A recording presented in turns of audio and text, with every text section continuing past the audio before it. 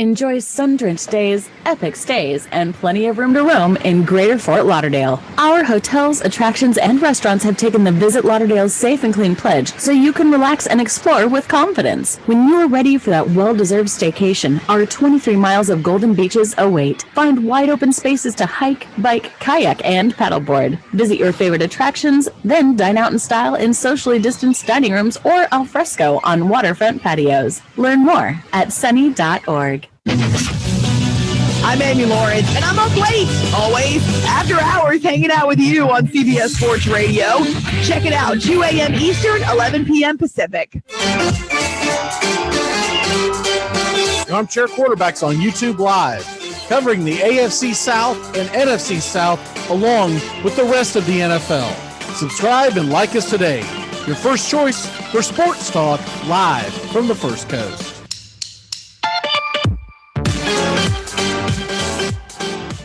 Hey, Jacksonville, winter is the perfect time to start planning for your healthy, pest-free spring lawn with True Green, America's #1 lawn care company. True Green's science-based approach and local expertise will help give your lawn the year-round care it needs to be thick and weed-free. Go to truegreen.com/radio to save 50% on your first service. Just call 866-946-5956 or go to truegreen.com/radio today and get a lawn to be proud of.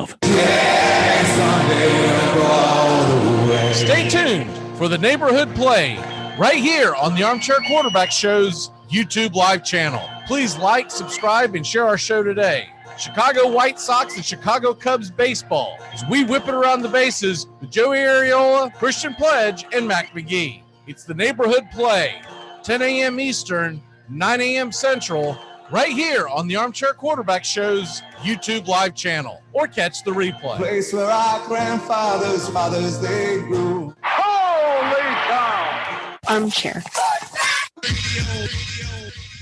We live in a world now that welcomes and nurtures the screwball in all of us. Hey, it's a new decade, people. Time to get a little nutty. Treat yourself to Screwball Peanut Butter Whiskey, a smooth flavor that combines two of America's favorites, peanut butter and American whiskey. So no more social awkwardness. Time to embrace who you truly are. Get out there and make friends. And be sure it starts with Screwball Peanut Butter Whiskey. It's available nearly everywhere. Learn more at screwballwhiskey.com. Infidium Spirits. Please enjoy responsibly.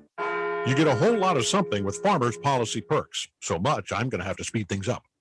You can get the Farmers Signal app, and that could get you up to 15% off your auto policy. That's just for using the app and driving like the normal speed limited hearing, full stop, making lane change, signaling human being you are. Get a whole lot of something with Farmers Policy Perks. Start with a quote by calling 1-800-FARMERS. We are farmers. Bum, bum, bum, bum, bum, bum. 6 rounds. TJ Hoshimazode. Yes. Lock it up. Who? What? TJ, how's the vanilla? All right. TJ, who's your mama? You mean TJ Hushmanzada from the Bengals? Put him on the board. Hoshimazoli. Got it. Championship. Make sure to join the Armchair Quarterbacks right here. We'll answer all your questions, pickups, trades, you name it. You want to win your league? Then listen to the Armchair Quarterbacks. And don't be scared to tap that app. Find the Armchair Quarterbacks app today. Fantasy football time. It's fantasy football time.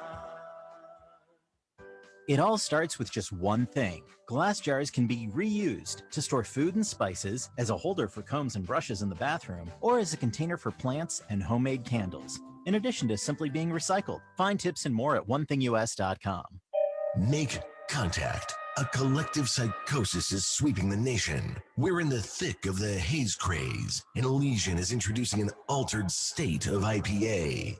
Contact Haze is a tangled chemistry of mild haze, low bitterness, and an explosion of hop aroma. This hazy IPA bursts with notes of bright raspberry, currant, citrus, guava, and passion fruit. Available in 6-pack cans in stores and in all Seattle Elysian locations. Make contact. Hey everybody, it's Eric Harry for the Armchair Quarterbacks. Get yourself a cold Budweiser every Saturday morning and join in the fun and watch the neighborhood play. 10 a.m. Eastern, 9 a.m. Central. They talk about my Cubbies. It's Joey Areola, Christian Pledge. He's a White Sox fan, but we'll give him a pass. Hey, why do they call it White Sox? Their jerseys always look very dirty to me. Sounds like something that could be cancel culture to me. Let's look into that, Cubbies fans. It's the neighborhood play, only on the YouTube channel, Armchair Quarterback Show. Harry Carrot, signing off. Seeing double, because I'm ordering triples. Go Cubbies and the Armchair Quarterbacks. Hey, does Tay Diggs follow you on Twitter? No, but Kraft Singles does.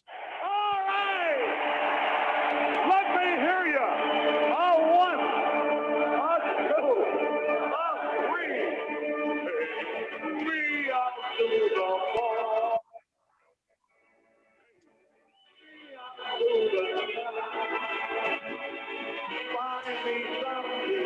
Good morning. Morning. And welcome to the neighborhood play.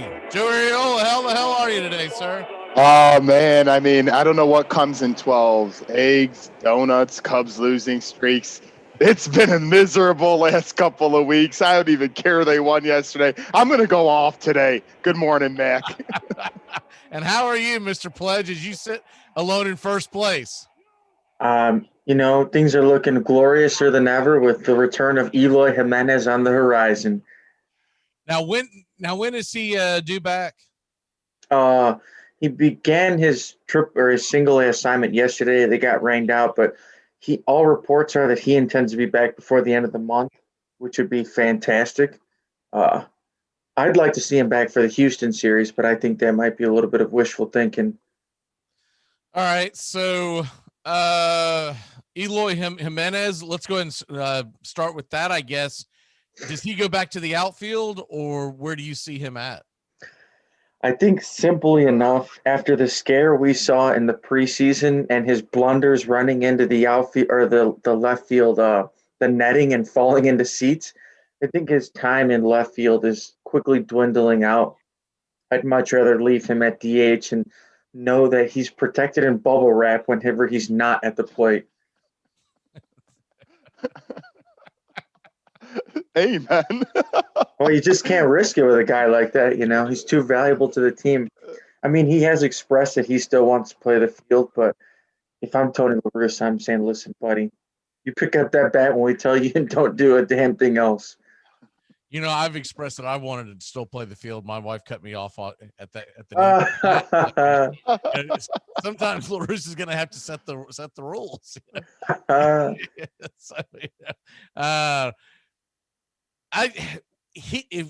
If he comes back by the end of the month, does that mean that the White Sox are less likely to go out and get someone for the outfield, or what say you?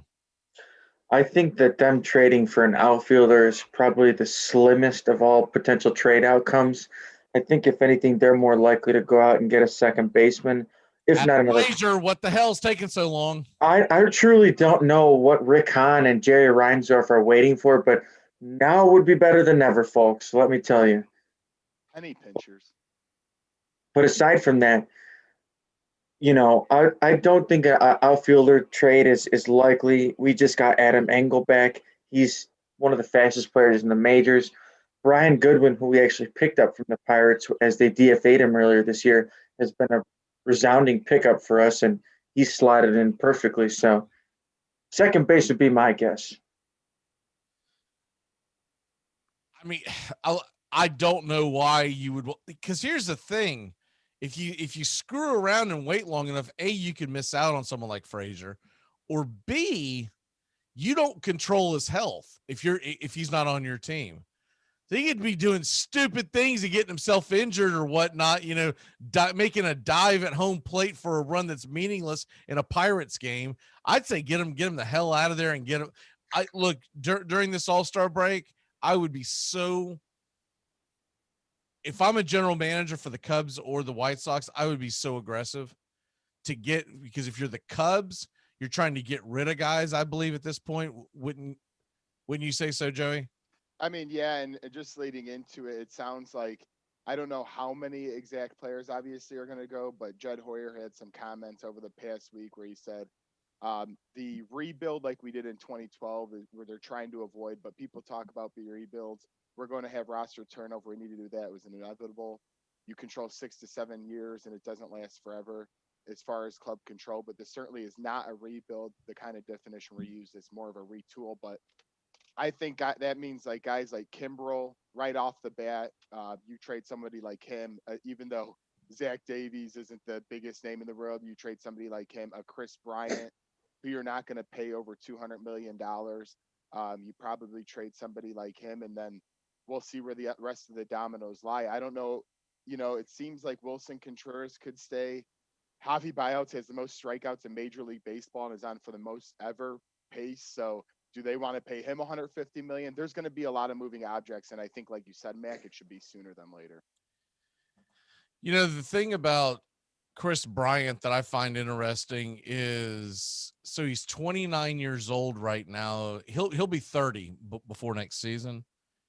And I don't know if he's going to be getting that $200 million deal from anybody. Now I could see him definitely commanding well over 100, and maybe the Cubs don't want to spend that kind of money.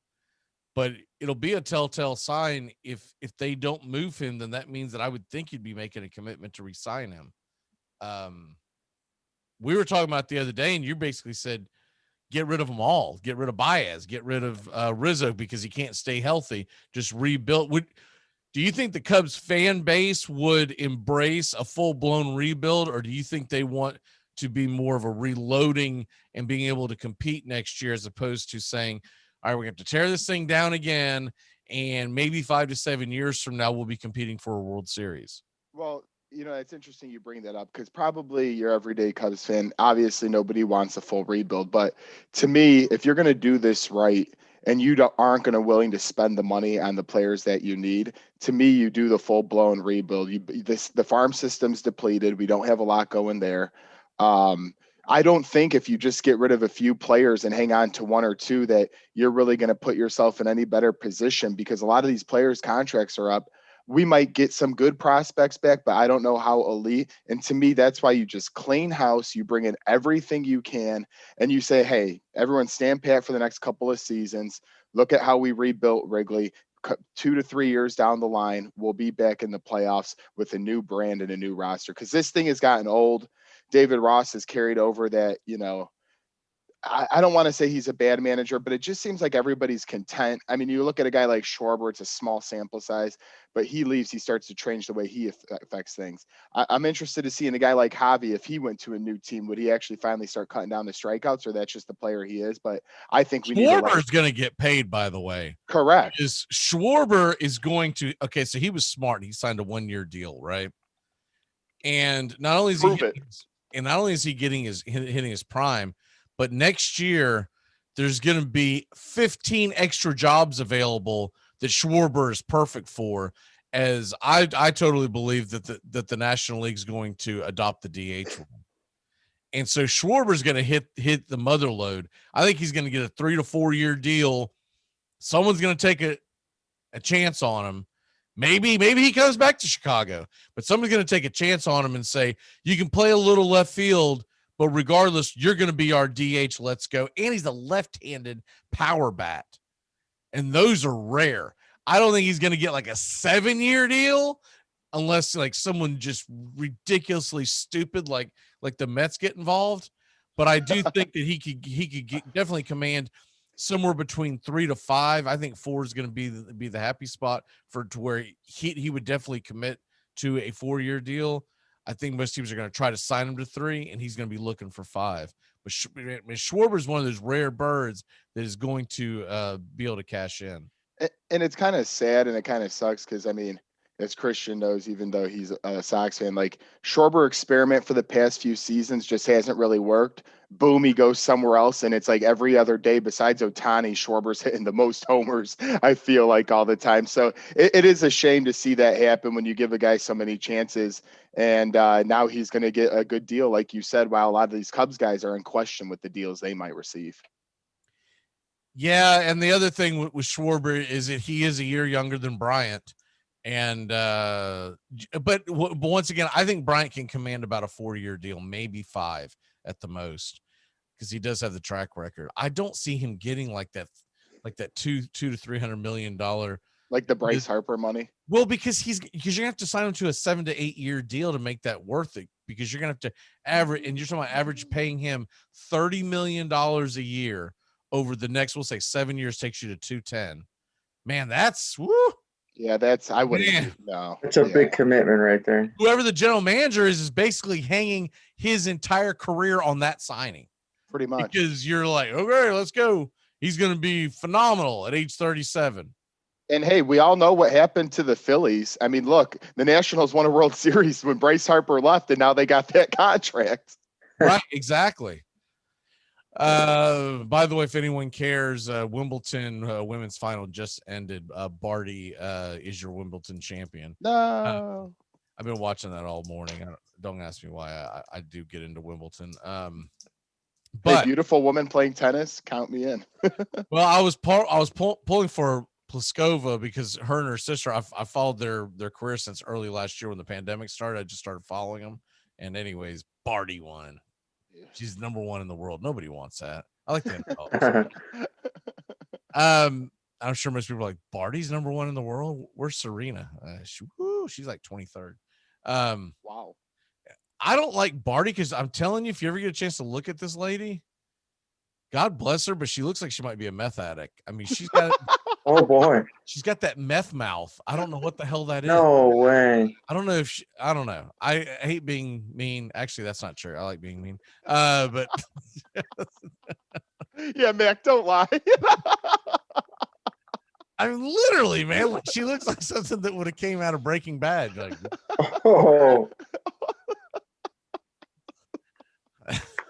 I gotta look this girl up. See what's I the know. truth here. I'm investigating. She was just smiling a second ago. I was like, ooh. Maybe don't do that anymore. Yeah, maybe do a lot of this. Woo. God bless. I mean, you got the money to make it to fix it. Whatever the heck's going on there, I'm not sure what's going on. I guess it's not her teeth. It's just the way she smiles. Oh my God, yes, it does. Holy crap. She kind of has a snarl. Like when she smiles with no teeth, it looks like there's no teeth behind her mouth. Snarls. It's almost like an Elvis snarl. Yes, weird. All right, whatever. That has nothing to do with Cubs and White Sox, but it just caught my eye. Moving on from that, the lineup's not hitting for the Cubs, and Giolito is not pitching well for the White Sox. So I think I've got your answer. Put Giolito in up against the Cubs and everything fixes. Hey, they got 2 series to do it in August, but Chris should go ahead, talk about Giolito. Oh, well, it's just been recently of late since the whole spin rate debacle and the MLB changed the rule. Giolito has been at the forefront of pitchers who have seen a decline in RPMs, which is tragic to hear because just when you thought Giolito was coming off a career year, this changes everything. And it's affected pitchers beyond him, but, you know, it hurts more in Chicago because he was our ace prior to the Rodon breakout and the Lance Lynn acquisition. But now if you look at their pitching staff, you could easily argue that that Giolito might even be like their 3rd or 4th starter in the pecking order, which is, you know, when I saw this yesterday and I looked it up, I thought to myself, at the beginning of the playoffs, which is what a 5-game series, right? And because we're going back to the old version where you're going to get the 1-game play and then you get the 5-game series, assuming that the White Sox win the division. I don't know if Giolito pitches that first round. I mean, honestly, he might be saved for if they make it past the first round, because you're getting bombed by Detroit is not helping things.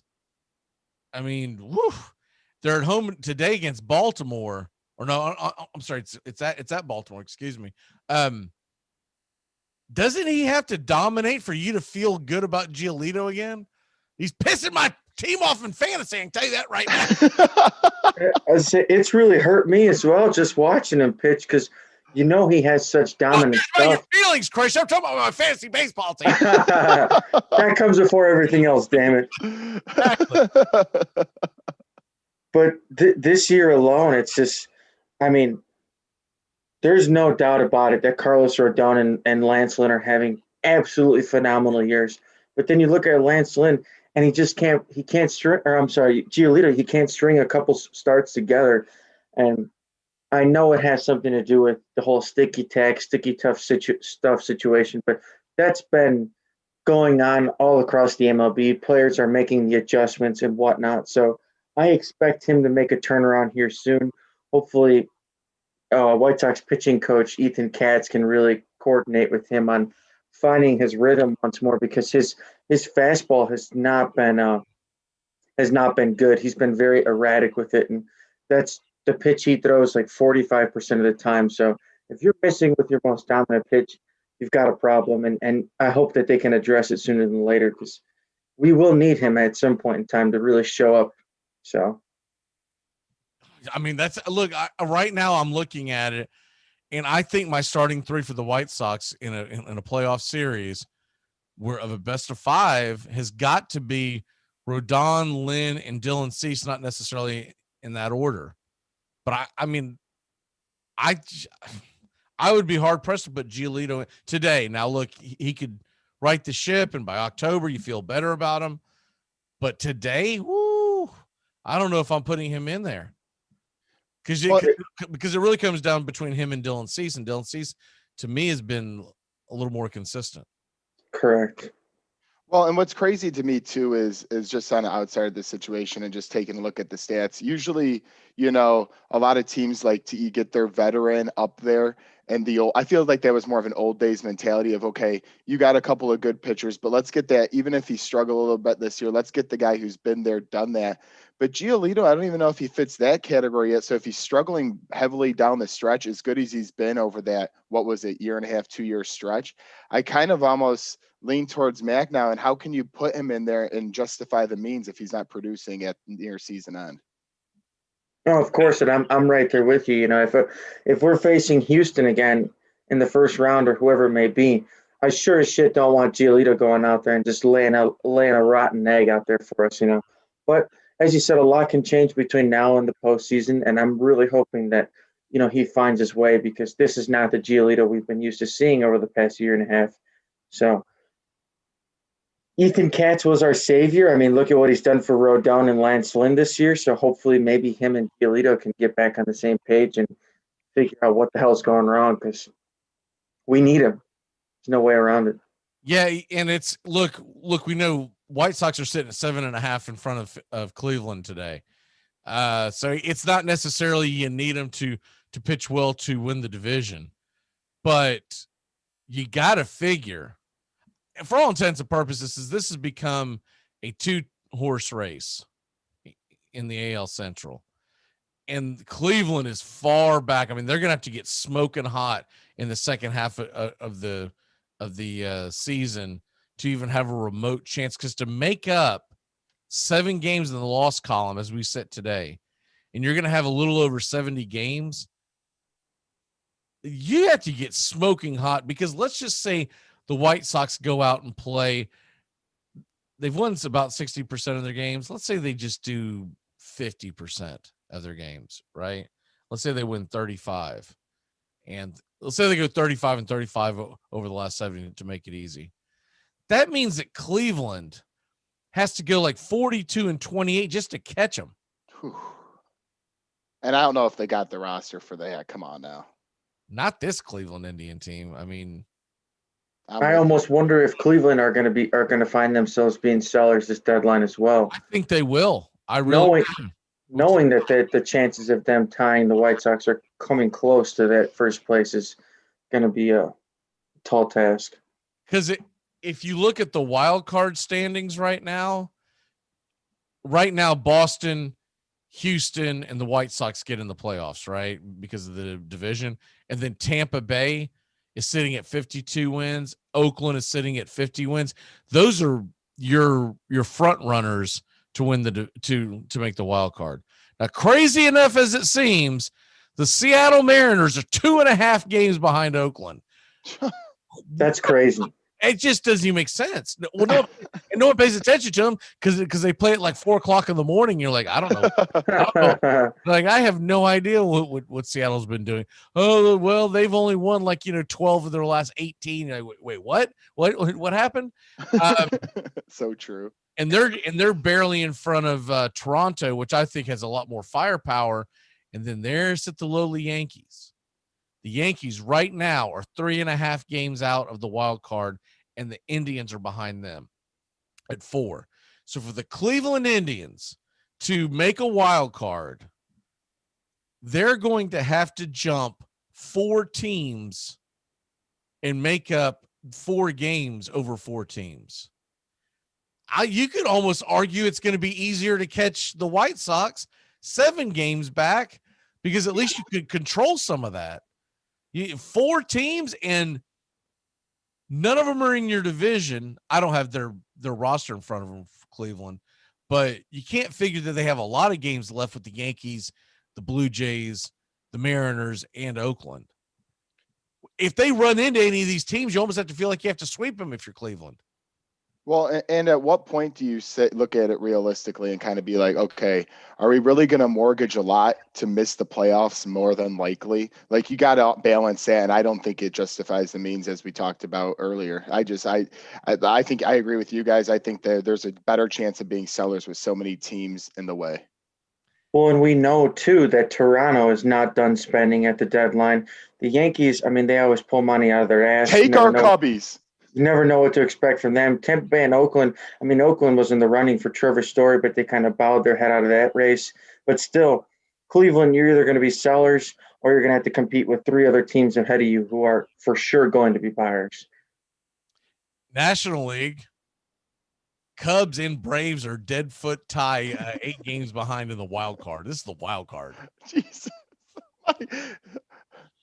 We're only halfway through the season. Oh, no, we're only 8 back. We can make it up. No, what that tells you is common sense will tell you you're gonna be about 15 back by the time we hit late September. So that's not good. That's why I keep telling Braves fans, I was like, if you think we're making the playoffs, you better be eyeing that division. You're not making it in the wild card. Absolutely not going to happen because you've got right now San Fran, LA, and Milwaukee are leading their divisions, I'm sorry, San Fran and LA are in the same division.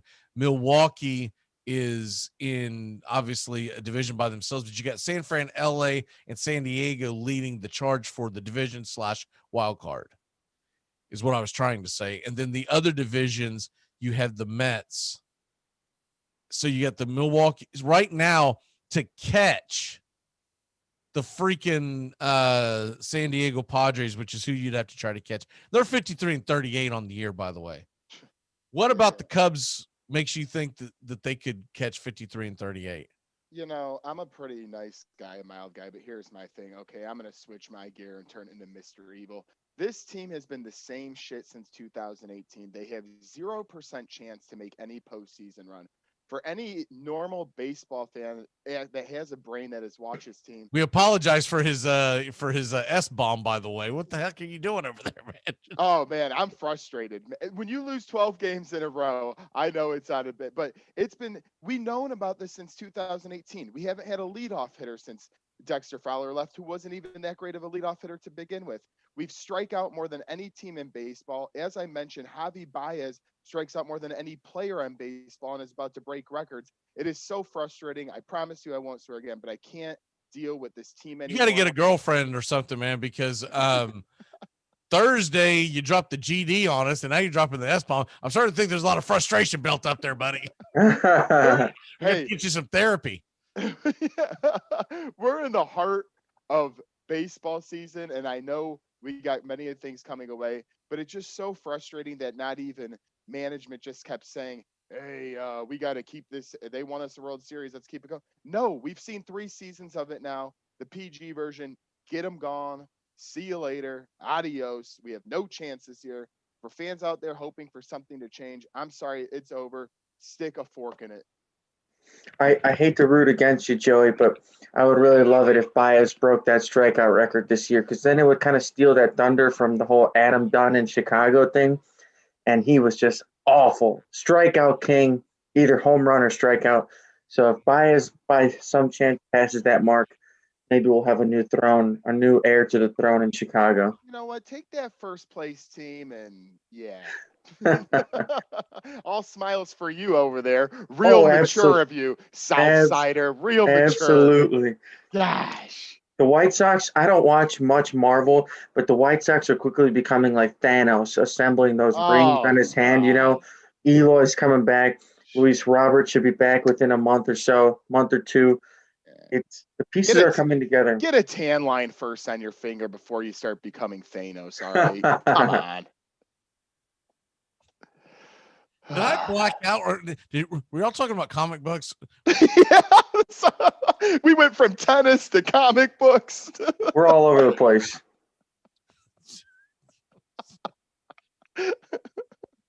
What?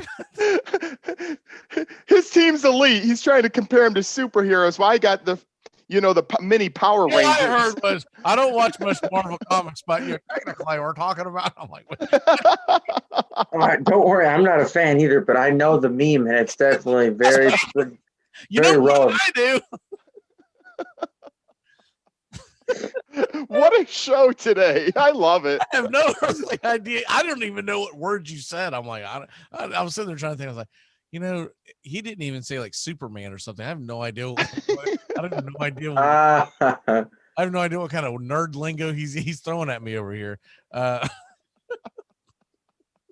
We went from Birdie to Thanos to what else we got?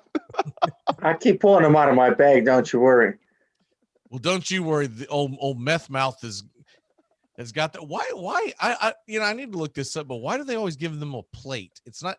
I know it's supposed to be like their trophy. It's a plate. Have you ever noticed this Wimbledon? They don't get an actual trophy. It's a plate that they hold up. Maybe for her to do her stuff. Almost looks like an old hubcap. It's I don't know what that's about. I can't say the S word, but Max calling people meth bomb ladies over here. Look, What's going on? Look, man, hey, look. Leave it up to England to screw up trophies. I mean, come on. It's the whole reason why we had to secede. What do you do with that, by the way? Do you go home and you hang that on your wall? Because it's going to look like you stole someone's hubcap. You frame it because somebody might throw it away if you keep it out in the open. Yeah. I'm sure there's a story behind it, but I always see that, every time that they win Wimbledon. I don't even know if they get it their own. I assume they do because it always looks like the same thing. But anyways, what the hell? Oh, yeah, Boog and Jim Deshaies. Yeah, that's how bad it's gotten that I bring up the announcers as a top topic of the day. That's how sad. Man, I need to get tissue. You're right. I think I need to seek therapy. This is just bad. We're talking about Boog and Deshaies, but honestly, a lot of people do like Boog. Deshaies is a good mind, but the dry humor for trying to get people back into the game who are young, and I know we all know who are the big baseball fans are. We have three of us here. But honestly, I thought Len Casper did a better job of bringing it around like more of the youth perspective. And Boog and Deshaies are very smart. They're very talented. But I don't really enjoy that dry humor. And I don't think kids in the teens and younger really will either. It's kind of one of those things where I wouldn't mind watching on mute sometimes. They've got to, I think they've got to get someone in there with Boog that has more of a popping personality. Yes. That's the issue. In Deshaies, okay, he's okay, but if he's going to be in there with the booth someone, he's got to have a bigger personality than Boog. Boog, like you said, he's got the dry humor. The first person I thought of that would be a great fit for him was your guy, Steve Stone. Now, granted, he used to be with the Cubbies, and now he's over at the White Sox. Is there any way they can just get Boog and Steve Stone to do both White Sox and Cubs games? Can they just stagger the times? I'll tell you what, you guys send us Chris Bryant and we'll give you a part-time deal with Steve Stone. How does that sound? Seem like a great deal for everybody or what? Yeah, just like the Jose Quintana trade, right? Okay. Exactly. You get some great commentary. We get an all-star utility player. It works out for everybody. Can Steve Stone at least come over and do the day games? Sure, we can work that out. Just send KP over, and we'll whatever deal you want, we'll work it out. All right. Yeah, yeah, and I'm with you because I have tried to listen to Cubs games. I always liked Boog, but then I realized it's kind of like what you're saying. I liked him when he was in the booth with other bigger personalities. Correct. He's got to have someone, and that really is the job of the color man, because the play-by-play guy is supposed to be just delivering the game, analytical, right, and can throw his one-liners in when he wants to, but he shouldn't be the guy that's like trying to actually pump you up to watch the game, because the problem is there's an entire 2 or 3 generations that grew up on Harry Carey, and you're never going to replace him. Obviously, he was a one of a kind, but you need something like that to get into Cubs baseball. You need more of a, I think of, so I watch a lot of Atlanta Braves games, obviously, and Chip Carey, he's livelier, but I think he's a good balance with when they have Glavine and they have Frank Coeur do the majority of the games. The two of them, and it's usually not all 3 of them in the booth. It's usually Carey, and then it's one or the other. Both of them are pretty. I wouldn't say that they're straight laced. They do have some humor, but they're not over the top. But Carey can deal with that, and he's got a big personality. Well, a bigger personality. He's not like his dad or his grandfather, but he's. So if you're gonna have Boog, I'll tell you right now, a lot of Atlanta fans would definitely trade you Carey for Boog right now, because they just, whatever reason, man, Braves Twitter hates Chip Carey, and I don't get it. Really? I think he's great. I'm like, man, I'm like, you know what your problem is? You've never been forced to listen to other broadcast teams.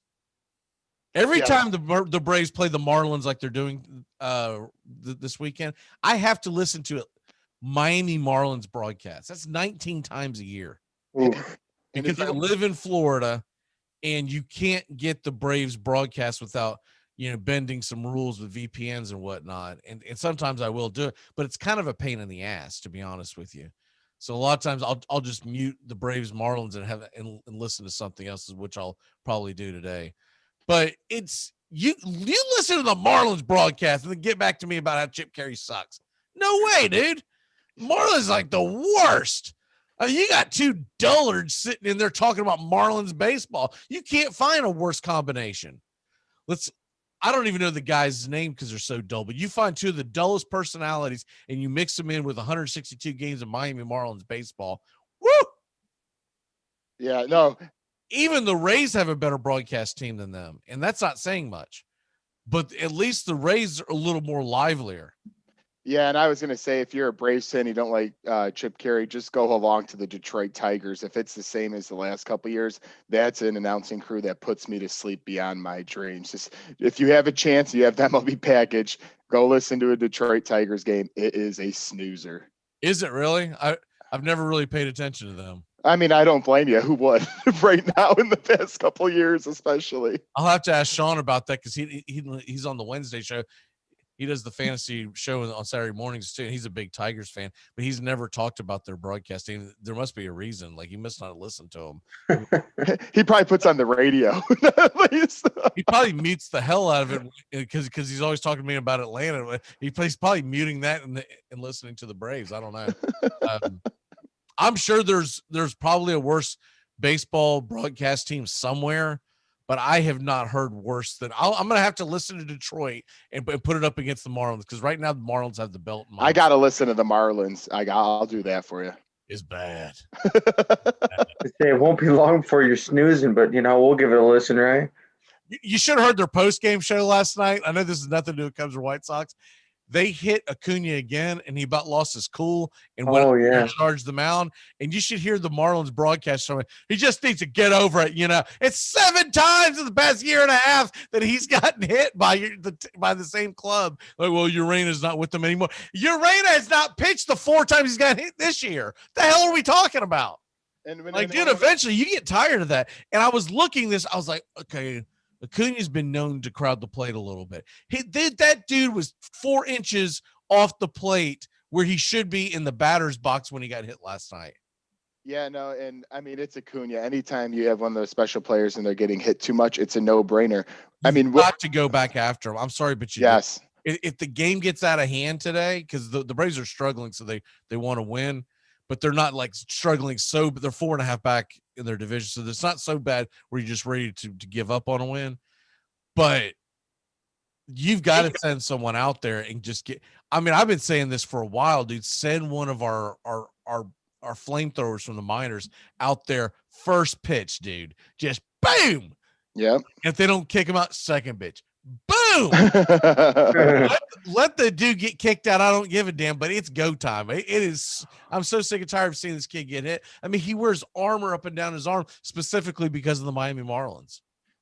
And you know, it's funny you bring that up, and because I love Acuna, but like yesterday, Wilson Contreras, he got hit in the head, helmet popped off. It was a scary moment for a second there. Luckily, he was able to continue. But Cubs Cardinals, Wilson Contreras has been hit a lot this year. Today, if I'm the Cubs pitcher, I'm going right after Arenado right off the bat if I have the chance. Always be that way. I don't understand what happened where they've almost canceled culture charging the mound. Right? Yeah. Whatever, dude. I'm sorry, but you keep hitting my dude, I'm going to hit your dude. Correct. And then if we want to get for Tad, it is what it is. But eventually someone staying in that batter's box is going to go, it is enough. Right? I love the fact that the whole time Acuna was arguing, if you go back and watch the video, he never puts his bat down. I was like, don't do it, man. Don't hit someone. Yeah. Because you could be brought up on worse charges than you rejected, right? But isn't it funny that you could throw a 100-mile-per-hour fastball intentionally, even though people don't know if it's intentional or not, and that's not considered? Like, you know, I hate to break it down like that, but a guy in his head could throw a 100-mile-per-hour fastball at your head, and it won't be considered really much. It's like, it's weird to me. I never understood that. It is weird, and I think eventually one day we're gonna. And I don't want it I don't want the police departments involved in this because it's going to affect the way the games are played. But it is weird, yes, that you can go after someone intentionally, or you can get in a fight and there's no assault charges as long as it's in a ball game, or you can throw. You know, you don't see it anymore now in the NBA, but you know, back when men played in there and they would just throw each other in the freaking stands. You know, I mean. No charges brought. That I don't ever remember seeing Bill Lambier getting walked out in handcuffs, right? Never that. That dude should have been. Only Malice at the Palace took handcuffs. Exactly. Yeah, it really is dumbfounding that you can get away with stuff like that. But then at the same token, you can say, well, tackling someone is a form of assault. So if we go down that road, you're going to basically go to flag football. Let's not do it then. I shut up. Let's go ahead and do the plain pepper and get the hell on out of here. All right. No baseball for 4 days. Christian, what are you going to do with yourself? I don't know. I might sit and watch some paint dry because the NHL standings or finals are over. The NBA finals, I mean, yeah, we get a game every other day, but it's going to be a tough couple of days. I'll tell you that. Yeah, Sunday night. We don't get a game until Sunday night. I get it was smart to a degree that they did it, because if you notice, there's no baseball game after 4 p.m. Eastern first pitch tomorrow. Because the All-Star break, they always let them go. So they're going to have the entire Sunday night to themselves. But the drinker in me wants to go, what the hell do I do with my Saturday night? I got to watch the freaking Diamondbacks or something. I mean, there's literally nothing to watch tonight. What say you, Christian? Christian. Joey, what say you? What are you going to do with the next 4 days? Well, as I kind of mentioned on Thursday's show, and I know Christian's a fan, hey, if you're free, I'm going to order the UFC fight tonight. I know we don't have the biggest following there, but McGregor is back. I forgot about that. Yeah, it's round 3 versus Poirier. And to me, honestly, I was too busy watching Meth Mouth. But McGregor, honestly, if he loses this match, it is going to be a huge setback in his career. He won't be able to get many title opportunities in the near future, in my opinion. He's getting long in the tooth, right? I mean, Christian, you might know a little more than me. How old would you say McGregor is? I mean, I could look it up quick, but I want to say he's got to be like mid-30s. I don't think he's all that young anymore. Yeah, I was just curious. His actual, let me see, Conor McGregor. Oh, no. 32. He turns 33 in 4 days. Yep. That's not all that old for a UFC fighter. I was thinking he was 38, 37. I mean, so somewhere in that range. Still, not a lot on. if he drops another fight, he's going to become an also ran in the sport. Because you got to have the air of invincibility for someone to see you win or lose. They can't. And he hasn't had that for a few years now. It is talk about strange things in sports. You can be 22-5 and go 22-6 and be looked upon as, man, you suck. You're washed. Right? In baseball, you're a Hall of Famer. Yeah. If you go 22-6 in the National Football League over a span of time, you're like, dude, we're all timers. No one ever looks at that, and says, well, he's had a couple of bad games, but he'll be back out there. It really, I mean, I blame all this on Rocky Marciano for going 49-0, jackass. Lots to live up to everybody. Screwed everybody else. Yeah. You're not supposed to go undefeated. What the hell, man? Even someone gets lucky, throws a lucky punch somewhere. Are you getting ready for fantasy football? Christian, do you play? Oh, absolutely. Absolutely. I've got our draft day marked on our calendar already with my good pal Joey over here. It is always an exciting day, lots of food, lots of brews. Everybody comes together to draft in person. I'm eager as ever this year. I might actually have to take a couple Bears players this year. Who knows? Wow. Yeah, that's a big statement right there. Oh. Who the hell are you taking? The Red Rocket? Not him, that's for damn sure. Fields, right? Yeah, absolutely. Yeah. It might be worth it to carry a Bears wide receiver on your roster this year. Yeah, they're saying Al Robinson's not going to get a long-term deal done, but he should still be there this year, and I would think he'd be motivated to play. So I don't think he'll hide out. We'll probably put together a league. Putting together, it'll be a fun league, just a free league for all of us that do this, and it'll draft in the morning during the show on one of the days. But just so y'all know, so you might be at work, doing this number with your phone going, yeah, boss, I'm listening. But the first time. We always end up doing that. I think we'll probably do it a week before the season begins because I'm going to Nashville right before the season starts. I'll be flying back in to Jacksonville, and I don't want to play that game of my flight got delayed, and now not only do I have to do a bunch of other junk, now I've got to adjust a fantasy football draft. So we'll probably do it at the very beginning of September, and I'll send those out to you. Christian, if you can think of it, send me your email address. Sure. What is your walk-off for the day, Christian? Well, my walk-off is simple as this. I really would like to see the White Sox make a small acquisition. I don't think they need to break the bank, but they've got some positions to be filled, whether that's a backup catcher or a second baseman to fill some spots. But maybe before the trade deadline is over, we'll see some noise from them. And then also, I can't wait to see Eloy Jimenez at the end of this month. I have tickets to the final homestand of this month for the White Sox against Cleveland. I'm crossing my fingers he's back in left field because that's exactly where our seats are. Nice. You got tickets to the whole series or just one game or what? I have Saturday and Sunday of that series. Wow. Okay. What is your walk-off for the day, Joey? Well, I got Cubs Cardinals on Sunday, which I thought would be an epic matchup about 2 weeks ago. It's looking a little bit sad, but then again, it's Cubs Cardinals. And I mean, if I'm the Cubbies, I trade everybody from the top to the bottom, Harry Carey style. Good night. Get rid of it all. See you later. I hope I get to enjoy this roster one last time Sunday. And God, David Ross, do not bat Jason Hayward fourth like you did a couple days ago. I will not deal with that from my seat in the Hunter section. I will not deal with that. You will hear me loud and clear with a few beers. Dude, he's making $180 million. You got to put him out there somewhere. I'll trade you Marcelo Zuna for Jason Hayward, right? Oh man. That's a pretty low one right there. Shit. Did you see this play, by the way, with the Indians and Royals last night at the end for these dumbasses? What happened? Ended up getting thrown out at third base. It was two of them. They were.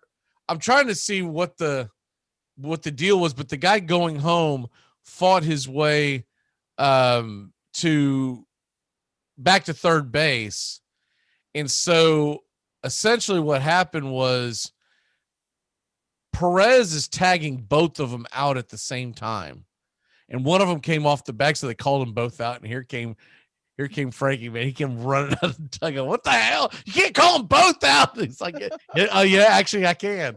They ended up getting an argument. I don't know if they ended up changing it over, but it looked like that the umpire, just from the naked eye, it looked like that he most likely made the right call. I am just ready. I'm going to find something to watch over the next 4 days. Please don't fall into any walls, Mac. We need you healthy for football season. Maybe that's what I would do. Maybe I should bubble wrap my entire house.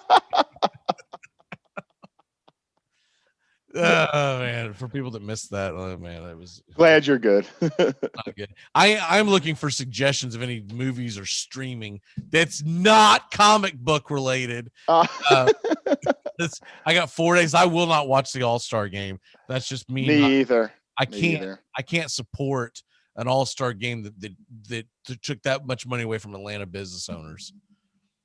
I'm with you. Which, by the way, were a majority black owned. And they did this to supposedly, be more woke, and they stuck it in the whitest city in America, freaking Denver, and go, oh, well, yeah, that's woke. Idiots. Okay. I'm thinking someone got a payday somewhere. Oh, absolutely. Isn't that always how it is? Dude, we need recovery money up in Denver, man. Just take that All-Star game away from Atlanta. They're stupid. They're not going to figure it out. Come on, let's go. Anyways, have a great week, y'all. We'll see you next Saturday. Joey, I'll see you Thursday. Yes, sir. Major League Baseball actually come back that day. You know what I noticed? So Major League Baseball is coming back with one game on Thursday, and it's Yankees Red Sox, and that's great. I looked at the forecast. There's a good chance for rain that day. Why wouldn't you have a backup plan, man? Why wouldn't you have another game like in Tampa with the dome or something to just in case, right? Just in case. Or let's put one like way out in California. So you got one on the East Coast, one on the West Coast, and you hope there's not rain both days. That's just the baseball god saying we've had enough of primetime Boston, New York, but that's neither here nor there, Get it why they're bringing it back, and that's a cool thing to do, but have a backup plan. Oh, boy. We can have a tour, any kind of anything could cancel or delay that game, and there's no other sport on that day. Well, I was gonna say is the NBA Finals. The NBA Finals could be on. Possible. But obviously hockey's gone and everything else will be done. You'll have the US Open. I'm sorry, British Open, but that starts at like 7:00 in the morning. So right, correct. All right, we'll see y'all next week. God bless. Godspeed. No sports.